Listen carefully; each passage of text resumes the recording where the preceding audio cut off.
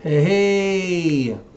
So, let's kind of recap a little bit of what happened today. Not going into all of the Ortex data information in this one. I've noticed that it tends to be I feel like more information pours in during the aftermarket. So then the numbers are really solid after 8. And so I think from now on, when I do those, I'm going to try to do those a little bit later. But there was a lot of movement today. Some awesome stuff out the gate. Probably should have capitalized a little bit more on it, but I thought, hey, you know what? It's going to go up, give a little bit, and then keep on ripping. Didn't stick 100% to my plan today, and obviously that instead of having like 1,000% gain on a play like I had at one point, I held on to it and ended up only being a 500% gain on a play, 450. But that is the whole reason why I keep trying to say, have a plan, stick to your plan, rotate in, rotate out, because that would have been the difference of having potentially twice as much in that moment. But yeah, let's just kind of cover some things. So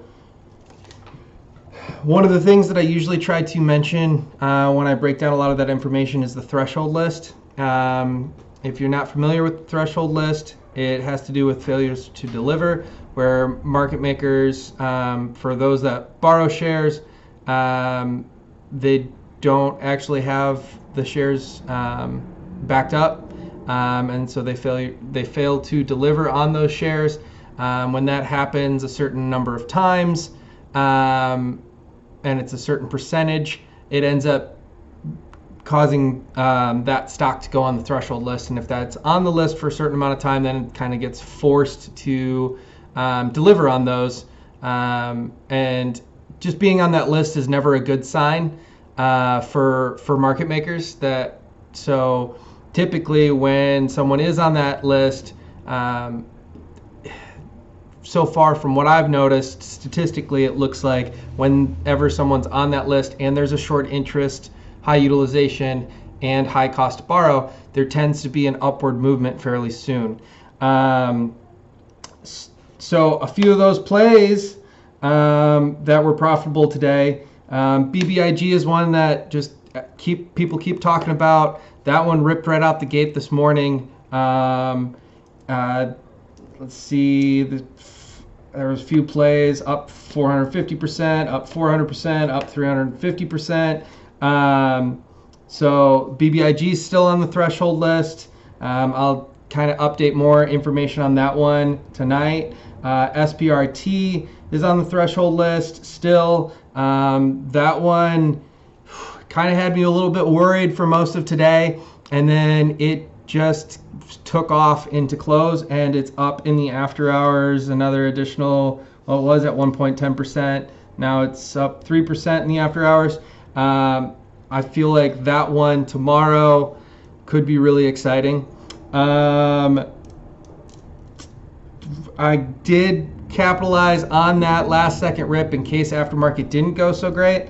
So there's 3 different things that I cashed in on, took some profits on, up 56%, up 169%, and up 66%. And these are all little call plays that I've made. So like even though those percentages sound great, and trust me, I'm up over 100% on a play is awesome. The dollar amount attached to these is not as much, but the point of this is to have that consistent little by little over time percentage returns, because then that's more money that I have to potentially make a little bit more aggressive plays in the future. So I'm not trying to YOLO into anything.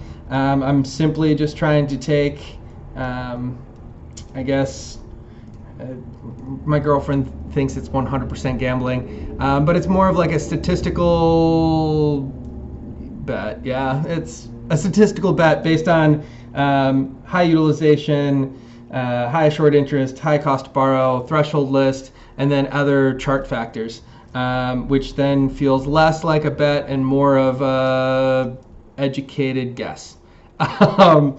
But a couple others, WKEY, I mentioned as a potential sleeper, I think, in a previous video a couple days ago.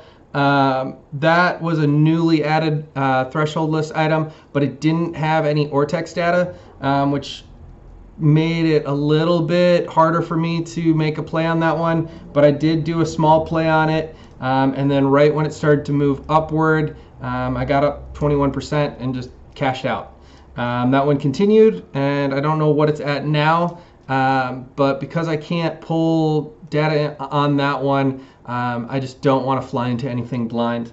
ATER is one that I have been pushing, and now I'm starting to hear a lot more talk about it, which is interesting. It just makes me feel better that I got to something before a lot of other people did, or at least that I've noticed so far. But not trying to toot my own horn too much on that one. There's definitely been plays that I've thought would be rippers that just haven't really ripped yet, but that doesn't mean that they're out of the running. But ATER, I cashed in early on a lot of those. I missed out on like the big upward movement, but I did go up 100%, up on one play, up 64% on another. So take your wins. Yeah, I could have been up 200 or 300% on a play, but being up 100 is good enough. Like I keep trying to emphasize, is anytime you're up 20% on a play, you're doing fairly well, especially if it's a short play. Just make sure there's plenty of other plays out there, and just take those profits and roll those into the next one. BGRY was a sleeper, I believe I mentioned yesterday or the day before. That went up a quick 50%. I kind of wanted to hold on to that one longer, but I needed capital for some other plays. So I cashed in on that one. That was a 50% return, so no harm, no foul. I do have a few other BGRY calls out there, so it's not like I'm completely out of that mix. And then let's see, Sava, I did a put on Sava when I saw some weakness, and I had a quick day trade on that one, up for 11%. So yeah, and then lastly, I did have some weekly quick AMC plays that I got into yesterday, and then I rolled those today once they were profitable, because they were really profitable out the gate this morning, and I thought we were going to break that $50 mark today, so I didn't cash in when it was up in that 49 range. But when Adam Aaron went on the news and mentioned the new commercial and marketing tactics and that there could be a partnership with GME, the stock rallied in fairly close to close, so I was able to cash in. And by the way, when I talk about rolling options, a lot of people try to understand what that means, and I know when I started into it I didn't know either. Rolling an option is where you take an option, you sell your current option, and then you go and you buy an option call further out expiration.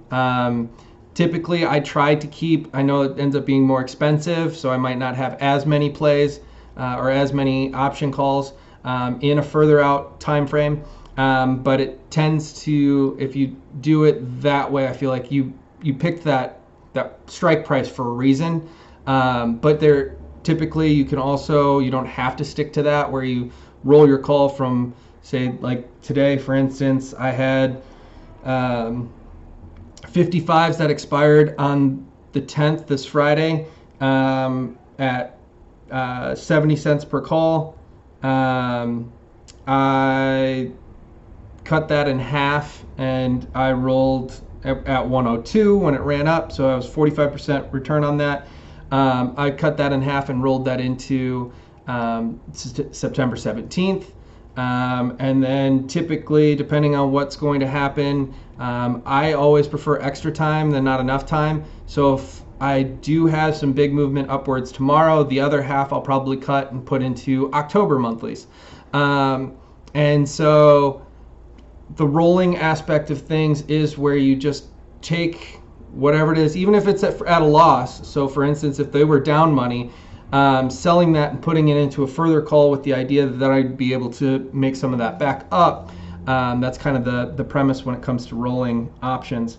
But like I said, I will go into more of the Ortex data breakdown on potential plays. I know I did get into a couple things today that I feel pretty good about and that I think could continue, because they were choppy, but they don't really have any volume behind them yet. So once they do get some volume behind them, if other people start to talk about them, I could see some big momentum in them. WPG is one that I mentioned last night, I believe. At one point, I was up probably 60% on that, but it was a really small and further out to date type play. So I decided, since I got into it today, I didn't want the day trade. Excuse me. So I let that one ride. So we'll see how that goes for this week. FFIE is one that I was trying to get into. I don't know if I'd have to check to see if anything executed on that one, but if the order on that one got filled. But that one I just have a good feeling about. FTFT probably could have found a better entry point. So today it didn't look so great, but that's one that I do feel does have some potential. I will also say ATER, that was a runner. It could continue, but there are also options for getting some puts on catching some of that ride down if it does show some big weakness. Yeah, that covers most of everything for me for today. Tonight, like I said, I will update with all the Ortex data, and I'll go over some of our big main plays. Like one that is still my favorite and is looking good is CRCT. It hasn't had the momentum behind it yet, and I feel like if BBIG and SPRT make some people some really big money and people start looking for the next play, that could be a huge runner because it's only 9.86% float, with all the other good numbers besides being on the threshold list. But from Mongo and I, that's the video. I am not a financial advisor. I am simply a rookie trader clawing his way back up from some losses that he took earlier this year. So, and in the last couple weeks, it's been really solid. And so I'm just here to provide, I guess, information and opinions towards certain ideas and plays and data. So then you could take with it what you will. Yeah, I'll be updating later tonight. Thanks for watching.